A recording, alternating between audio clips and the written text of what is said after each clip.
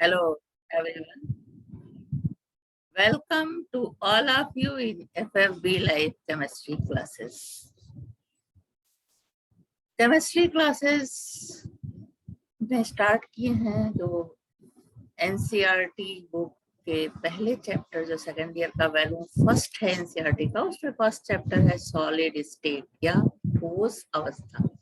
तो उसका पहला चैप्टर हमने स्टार्ट किया था जिसमें कि कई इंपॉर्टेंट टॉपिक पे हम डिस्कस कर चुके हैं, टाइप्स ऑफ सॉलिड्स, उसके अलावा क्रिस्टलाइन एमॉर्फस सॉलिड्स में डिफरेंशिएशन बताया, यूनिट सेल, क्रिस्टल सिस्टम, ये सारी चीजें हम डिस्कस कर चुके हैं। उसके अलावा पिछले लास्ट क्लास में हमने पैकिंग एफिशिएंसी पे डिस्कस किया था और आज हम एटॉमिक रेडियस एंड एग लेंथ ऑफ यूनिट सेल के बारे में डिटेल में स्टडी हो चुकी है। पैकिंग इन क्रिस्टल भी डिस्कस हो चुका है। तो आज हम एटॉमिक रेडियस एंड एग लेंथ ऑफ यूनिट सेल यानी एकक कोशिका की परमाणु त्रिज्या एवं कोर लंबाई, इस टॉपिक पे आज के क्लास में हम डिस्कस करेंगे।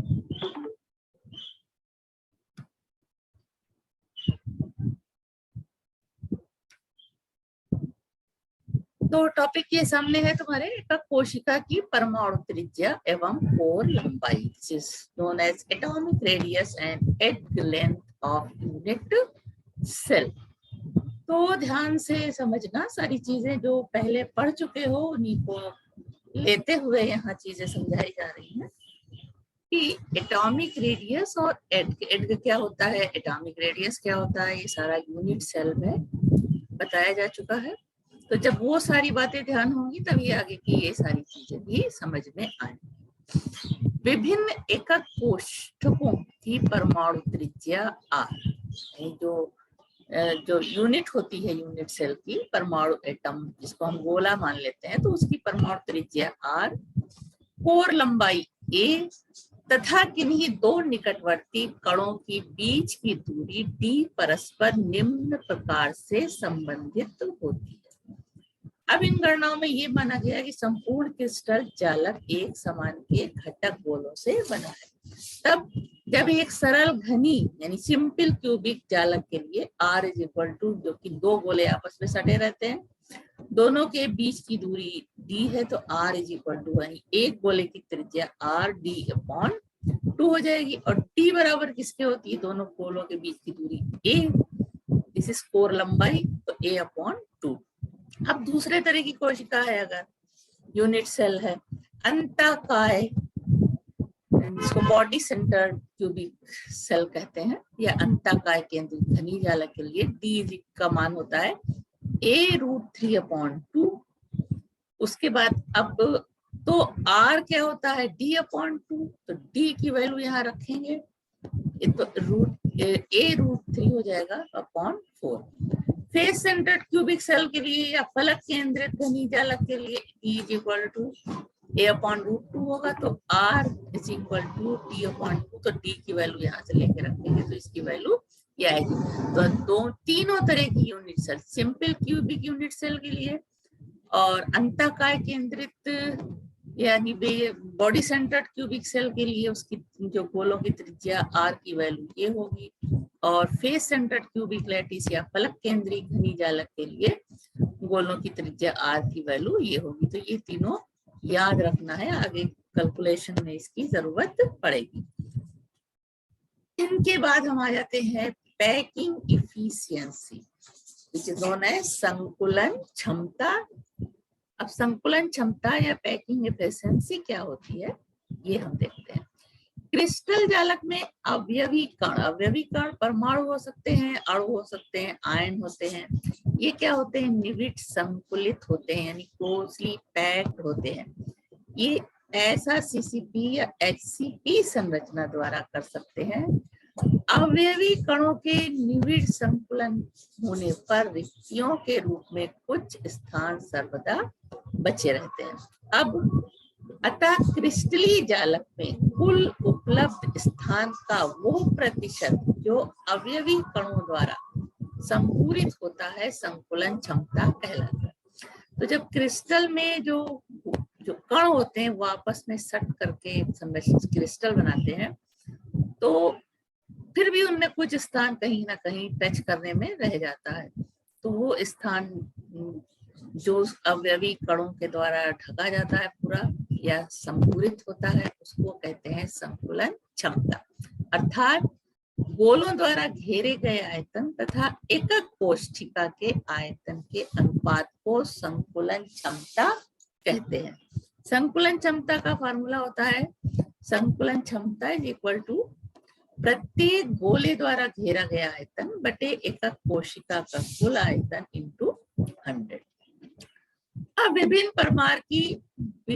विभिन्न प्रकार की संरचनाओं की संकुलन क्षमताएं किस तरह से ज्ञात करते हैं, ये हम यहाँ पे देखेंगे। पहला क्या है, सरल घनी एकक कोशिका की संकुलन क्षमता, packing efficiency of simple cubic unit cell. English term भी आप लोगों को सब मालूम होने चाहिए, और टोटल इंग्लिश में पढ़ने के लिए इंग्लिश के भी हमारे वीडियोस हैं, उसको देख सकते हो। अब एक सरल घनी एकक कोशिका में परमाणु केवल घन के कोनों पर उपस्थित होता है। जब क्यूबिक सेल का स्ट्रक्चर हम बनाते हैं तो जो परमाणु होते हैं वो दूर दूर सब दिखाई देते हैं, लेकिन वास्तव में वो इस तरह से एक दूसरे को टच करते हुए क्रिस्टल में होते हैं। घन के किनारों पर कण एक दूसरे के संपर्क में रहते हैं, तो उसको हम इस तरह से दिखा सकते हैं।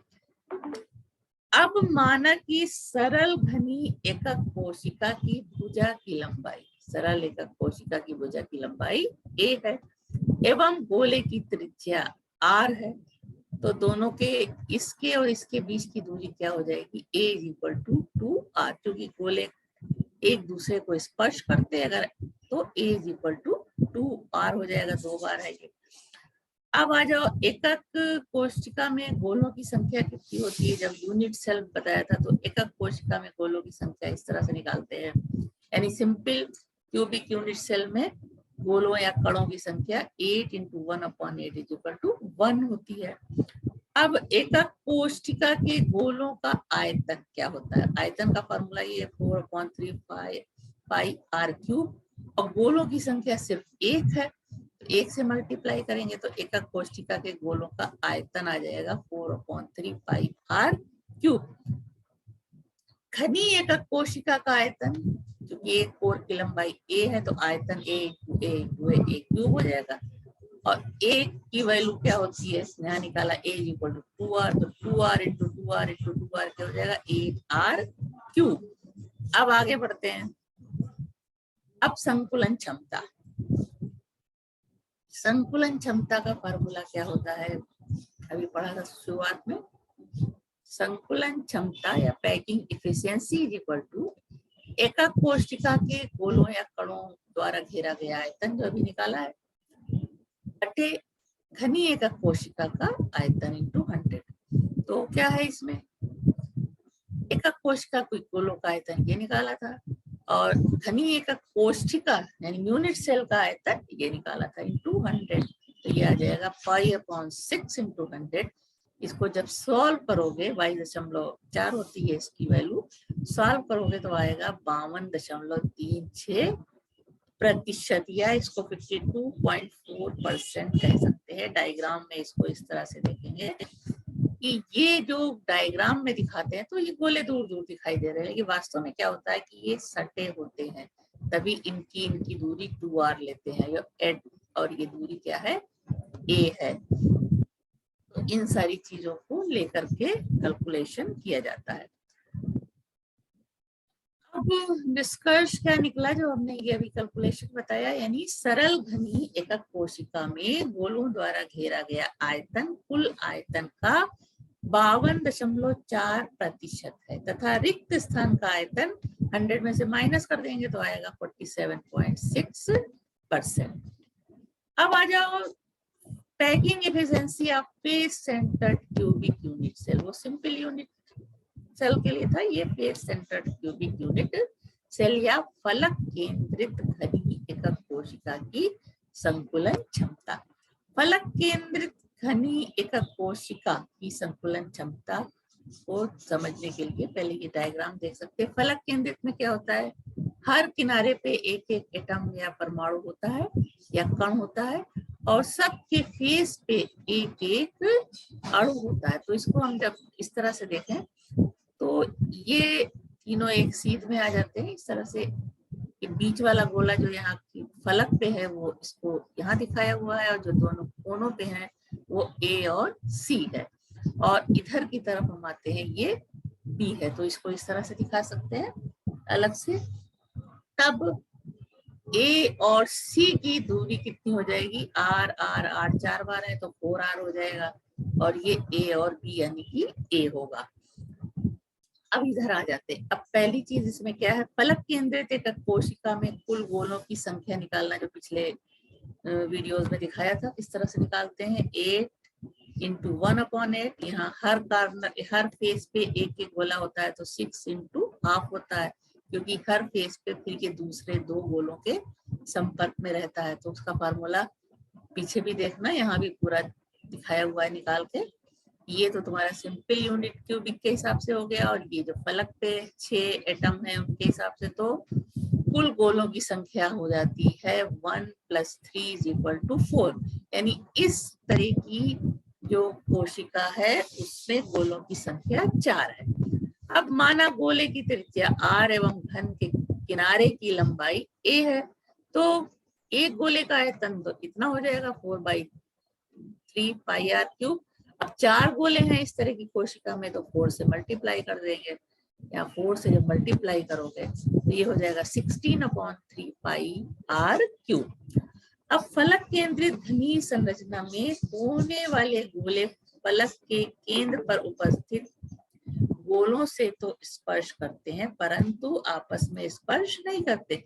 यानी जो कोनों पे गोले हैं ये जो बीच का यहाँ फेस पे गोला है इससे स्पर्श कर रहा है, लेकिन आपस में ये स्पर्श नहीं करते।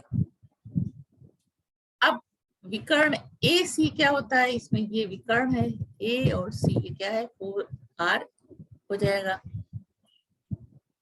तो विकर्ण ए सी हो गया 4r। अब त्रिभुज ए बी सी से आ जाओ, ए सी = AB² + BC² होता है।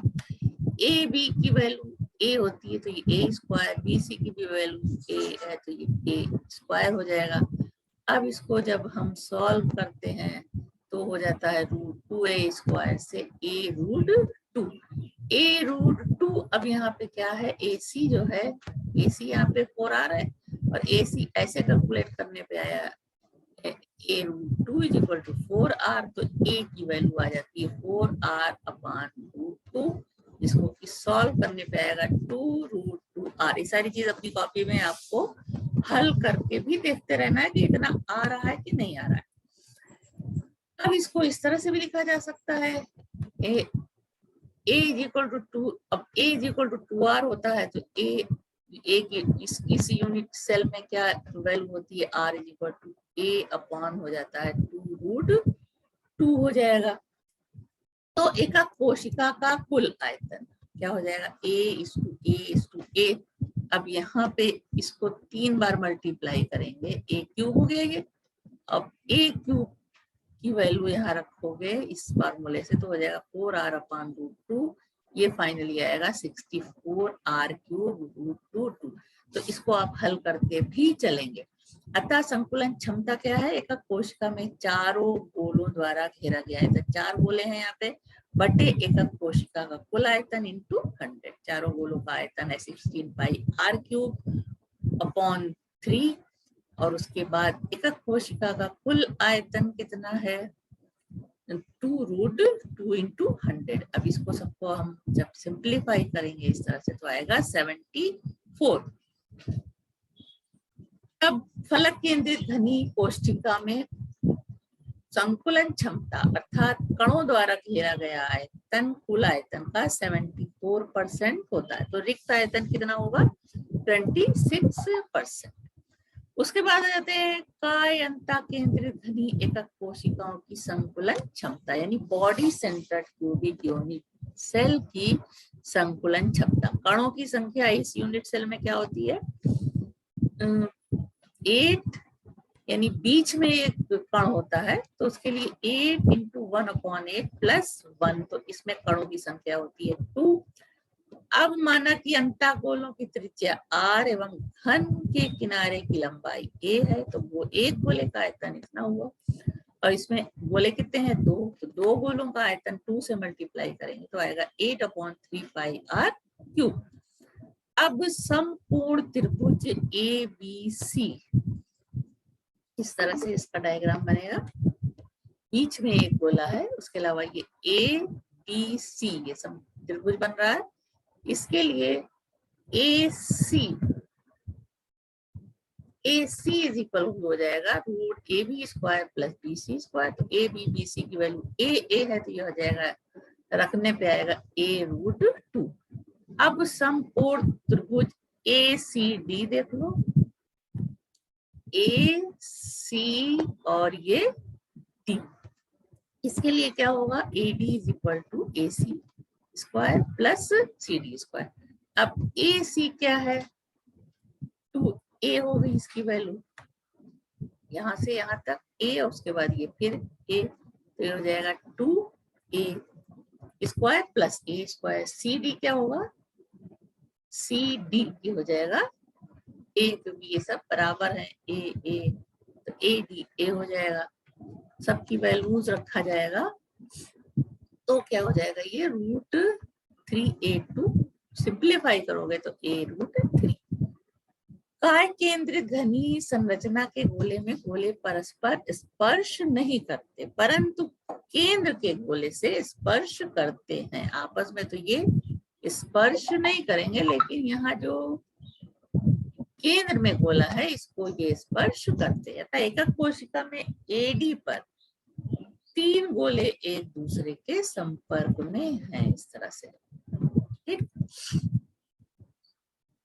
अब AD is equal to 4R, AD is equal to 4R, यानी एक R इसका, फिर ये 2R इसका और एक R इसका, तो 4R हो गया। अब AD is equal to 4R है और हमने जो कैलकुलेट करा है अभी, तो A√3 is equal to AD की वैल्यू ये आई है, इज इक्वल टू हो जाएगा 4R, यानी A is equal to 4/√3R। इसको इस तरह से भी लिख सकते हैं। अब एकक कोशिका का कुल आयतन A³ होता है, तो A की वैल्यू हम रखेंगे, A³ की वैल्यू इस फार्मूले से रखेंगे तो क्या हो जाएगा 4R/√3³ is equal to 64R³ बटे 3√3। अब संकुलन क्षमता हो जाएगी एकक कोशिका में गोलों द्वारा घेरा गया आयतन बटे एकक कोशिका का कुल आयतन इंटू 100। तो सारी वैल्यूज ये हो जाएगा, एकक कोशिका में गोलों द्वारा घेरा गया आयतन ये आया था, एकक कोशिका का कुल आयतन ये आया इंटू 100, तो ये सिंप्लीफाई करते 68% आएगा। अतः काय केंद्रित या body centred cubic unit cell में गोलों द्वारा घेरा गया आयतन कुल आयतन का 68% तथा रिक्त स्थान का कुल आयतन 32% होता है। उसके बाद आ जाओ षटकोणीय निविड संकुलन या packing efficiency of hexagonal close packing. षटकोणीय निविड संकुलन यानी हेक्सागोनल क्लोज पैकिंग की क्षमता CCP के समान होती है।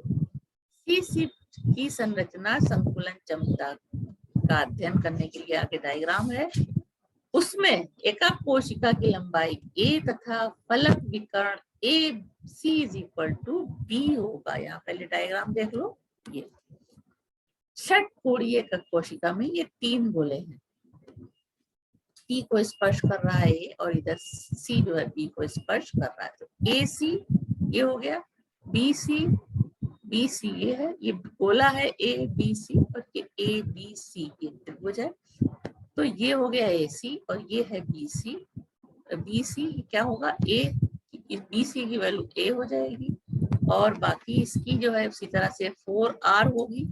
ये सारी चीजें ध्यान में रख करके यहाँ पे आते हैं, यानी त्रिभुज ABC में AC² is equal to B², AC² is equal to B square. और उसके बाद ए सी स्क्वायर बराबर क्या होता है, B C square plus A B square, और इसकी value A square plus A square यानी 2a square.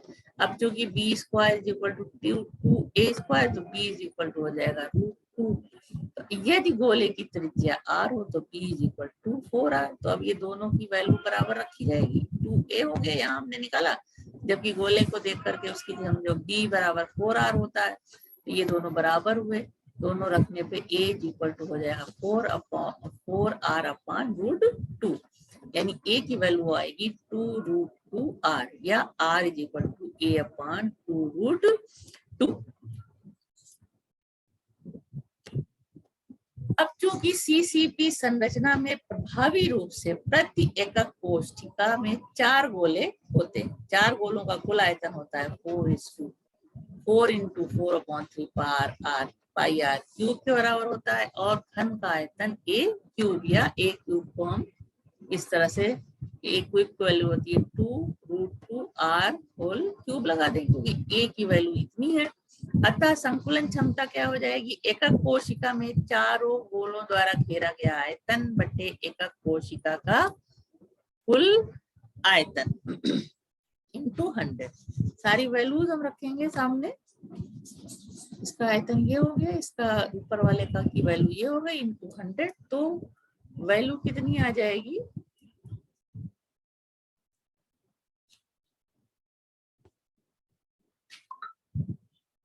16/3 pi are cube into 100 हो गया, और नीचे वाले का आयतन रखा तो टोटल आया 74%, यानी एचसीपी व सीसीपी की संकुलन क्षमता 74% होती है। अब ये जो डिस्कशन अभी इतना हमने किया, उसके हिसाब से अब हम उसका जो निष्कर्ष निकल रहा है मोटा, उसको हम याद करने के लिए यहाँ अलग से बता रहे हैं। एक सिंपल क्यूबिक यूनिट सेल यानी सरल घन एकक कोशिका के लिए a इज इक्वल टू, यानी एड की लंबाई a इज इक्वल टू होता है 2r। r क्या है, गोलों की त्रिज्या है। संकुलन क्षमता होती है 52.4% तथा निकटतम परमाणुओं के बीच की दूरी a होती है। अब दूसरा पॉइंट क्या है, फलक केंद्रित के लिए निकाला था हमने, फलक केंद्रित एकक कोशिका यानी फेस सेंटर्ड क्यूबिक के लिए a इज इक्वल टू होता है 2√2r। संकुलन क्षमता 74%, निकटतम परमाणुओं के बीच की दूरी होती है a/√2। तीसरे प्रकार की थी body centred cubic unit cell या अंतः केंद्रित एकक कोशिका के लिए a is equal to 4/√3r। संकुलन क्षमता इसके लिए 68%, निकटतम परमाणुओं के बीच की दूरी होती है a√3/2। तो ये सारे पॉइंट जो पहला अभी इससे पहले दिखाया वो ये वाला, और ये उसके बाद के 2 पॉइंट ये इसे याद रखना है, क्योंकि जब न्यूमेरिकल लगाओगे तो ये सारी चीजें याद होंगी तभी लग पाएगा। अब ये चार्ट में ये सारी चीजें शॉर्ट में देख सकते हो।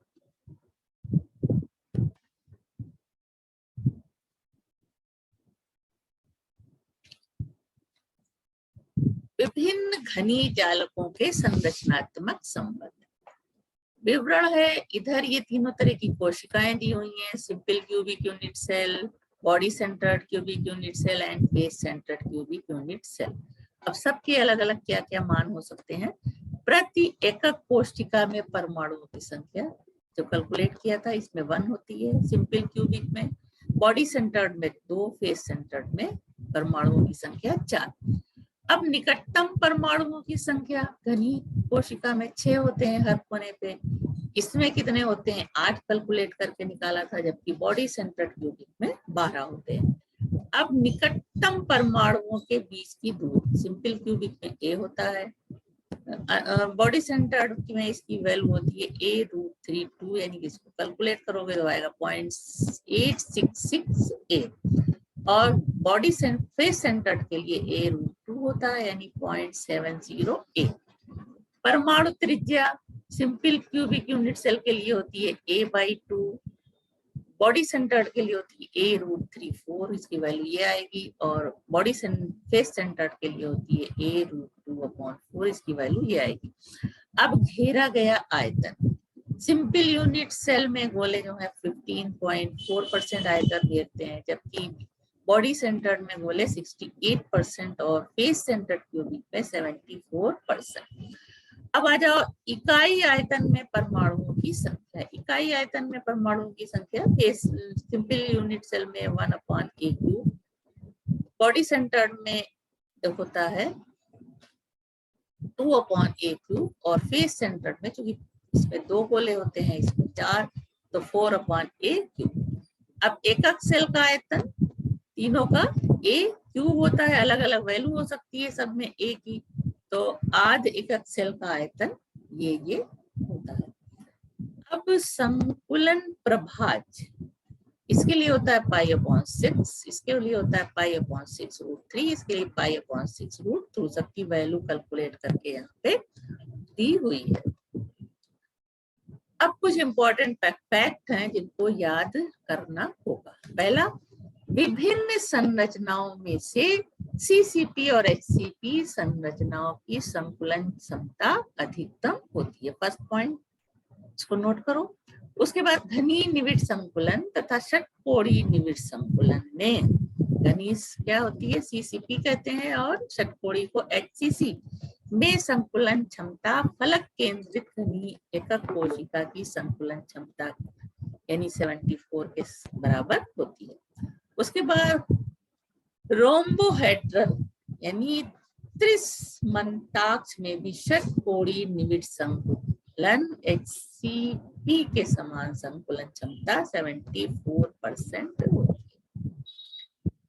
उसके बाद आ जाओ एकक कोशिका में विमा संबंधी गणना यानी dimensional relation calculation of a dimension related calculations of a unit cell, यानी एकक कोशिका की विमा संबंधी गणना। विमाओं की सहायता से एकक कोशिका का आयतन, एकक कोशिका के परमाणुओं का द्रव्यमान, एकक कोशिका का घनत्व एवं आयोगाद्रो संख्या में संबंध स्थापित करने के लिए किसी एक घनी एकक कोशिका का चयन करते हैं। तो अब यह मान लेते हैं कि घनी क्रिस्टल की एकक कोशिका के कोर की लंबाई a है, ठोस पदार्थ का घनत्व ρ तथा मोलर द्रव्यमान m है, तब घनी क्रिस्टल में एकक कोशिका का आयतन A³ होता है, हो जाएगा। एकक कोशिका का द्रव्यमान बराबर हो जाएगा एकक कोशिका में परमाणुओं की संख्या गुणे एक परमाणु का द्रव्यमान, यानी एकक कोशिका में परमाणुओं की संख्या को हमने Z ले लिया और एक परमाणु का द्रव्यमान M। अब एकक कोशिका में उपस्थित परमाणुओं का, एकक कोशिका में उपस्थित एक परमाणु का द्रव्यमान M क्या होगा, उसका मॉलिक्यूलर द्रव्यमान बटे एवोगाड्रो संख्या। तो M क्या है, मोलर द्रव्यमान यानी अणुभार है इसका, और N एवोगाड्रो संख्या है। अतः एकक कोशिका का घनत्व क्या हो जाएगा, ρ = एकक कोशिका का द्रव्यमान बटे एकक कोशिका का आयतन। द्रव्यमान किस तरह से निकलेगा, Z × M/ आयतन। तो सारी वैल्यू रखेंगे तो अब M = क्या होता है, N/M/NA। तो इसकी वैल्यू रख देंगे M की जगह, तो M/NA हो गया और Z/A³। तो ρ यानी घनत्व क्या हो जाएगा, घनत्व निकालने का फार्मूला ये मिलेगा। इसकी सहायता से हम एकक कोशिका के घनत्व ρ की गणना कर सकते हैं। अब कुछ जो याद रखने वाले फैक्ट हैं, एकक कोशिका एवं पदार्थ का घनत्व समान होता है। ठोस पदार्थ का घनत्व अन्य विधियों से भी ज्ञात किया जा सकता है। 5 पैरामीटरों E, Z, M, A क्या होते हैं बता चुके हैं। Na में यदि कोई भी 4 ज्ञात हो तो 5वें को निकाल सकते हैं। अब ये जो पैरामीटर है, 1 पिकोमीटर = होता है 10⁻⁻12 मीटर, और ये होता है 10⁻⁻10 सेंटीमीटर, और 1 एंगस्ट्रॉम = 10⁻⁻8 सेंटीमीटर। तो ये बीच बीच में ये याद करने वाले कुछ फैक्ट हैं जो दिए हुए हैं, उनको याद करना है। अब इसके बाद हम 1-2 एग्जाम्पल बता देंगे, उसको देखना, बाकी के एग्जाम्पल हम अगले वीडियो में बताएंगे। तो इनको करने के बाद जब दोबारा फिर करोगे तो वो सारी चीजें फिर से रिवाइज हो जाएंगी। इंपॉर्टेंट फैक्ट्स में क्या है, एकक कोष्ठिका में परमाणुओं की बीच की दूरी को एकक कोष्ठिका की डायमेंशन, यानी दो परमाणुओं के बीच की जो दूरी होती है यूनिट सेल में, उसको हम क्या कहते हैं, एकक कोष्ठिका की डायमेंशन या विमा कहते हैं। जो अभी आप पहले पढ़ चुके हो, उसको और क्लियर करने के लिए शार्ट में अलग से बता रहे हैं। एकक कोष्ठिका में परमाणुओं के बीच की दूरी को एकक कोष्ठिका की विमा या डायमेंशन कहते हैं। इसे निम्न सूत्र से व्यक्त कर सकते हैं, A is equal to 3 root Z into M upon rho into A। इसमें Z, M, रो, Na क्या है ये अभी पढ़ चुके हो। एकक कोष्ठिका का घनत्व पदार्थ का घनत्व होता है। दूसरे, यदि घनत्व को ग्राम घन सेंटीमीटर में व्यक्त करते हैं तो किनारे की लंबाई को भी सेंटीमीटर में व्यक्त करेंगे। अब इस पे आधारित कुछ न्यूमेरिकल है, उसमें हम 1-2 ही बताएंगे यहाँ पे, उसके बाद अगले क्लास में हम और ज्यादा लेंगे। पहला एग्जाम्पल है, एक तत्व की कोष्ठिका की संरचना अंतःकाय केंद्रित घन यानी body centred cubic unit cell है, जिसके एकक सेल में कोर की लंबाई क्या है 288 पिकोमीटर है तथा तत्व का घनत्व रॉ क्या है 7.2 ग्राम घन सेंटीमीटर। याद कीजिए कि 208 ग्राम तत्व में कितने परमाणु होंगे। ये एनसीईआरटी का एग्जाम्पल है जो 2019 में आया हुआ है।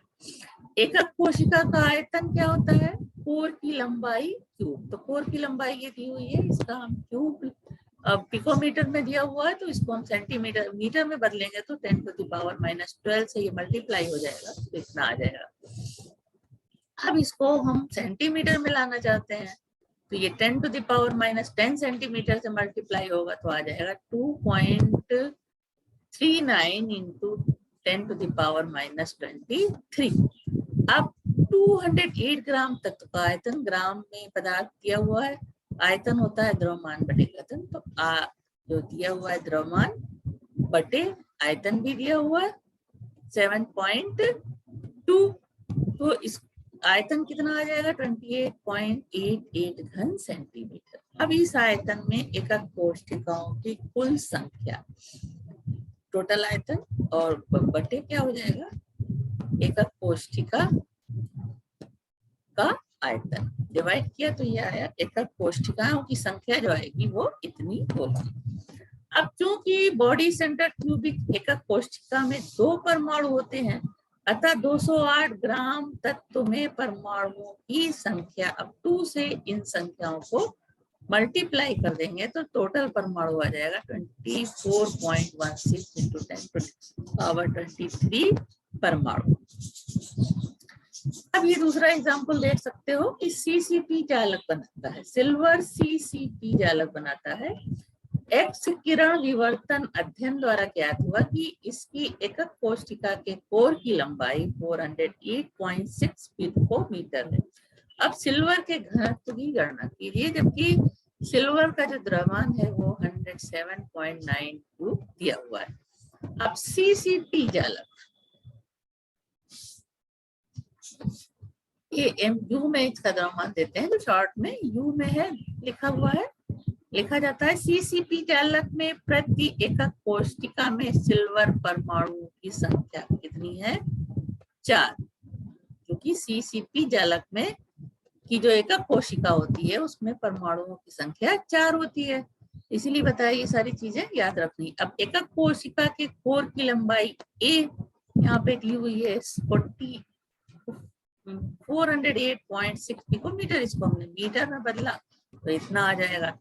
अब सिल्वर का परमाणविक द्रव्यमान दिया हुआ है, जिसको कि हम ये ग्राम मोल में दिया है, किलोग्राम में करने के लिए 10⁻³ से हम मल्टीप्लाई कर देते हैं।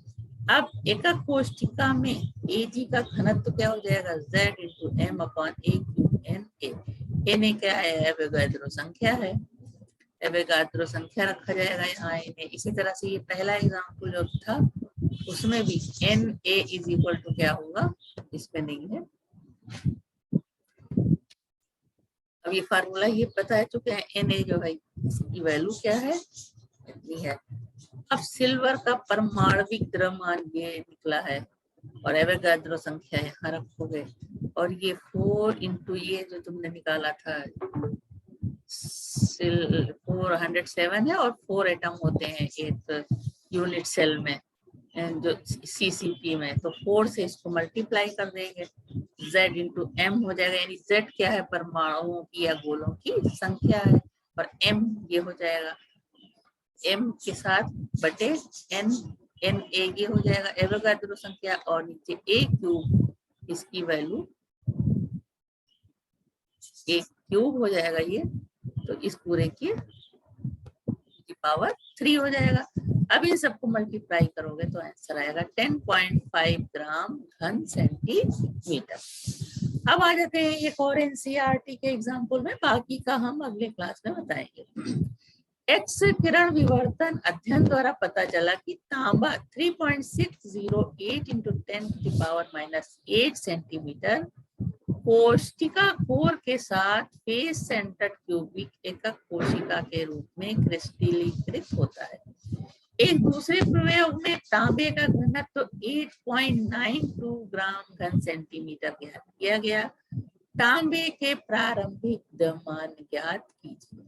तो घनत्व निकालने के लिए इस फार्मूला का उपयोग करेंगे, यहाँ पे FCC जालक है यानी face centred cubic unit cell में Z = 4 हो जाएगा, तो रॉ यानी घनत्व होगा Z into M/A cube Na। तो अब M निकालना है हमें, सारी वैल्यूज इस तरह से रखेंगे, बाकी सारी चीजें दी हुई हैं, तो A दिया है, रॉ दिया है, Na दिया है, तो सबकी वैल्यू रखोगे तो M की वैल्यू निकल आएगी।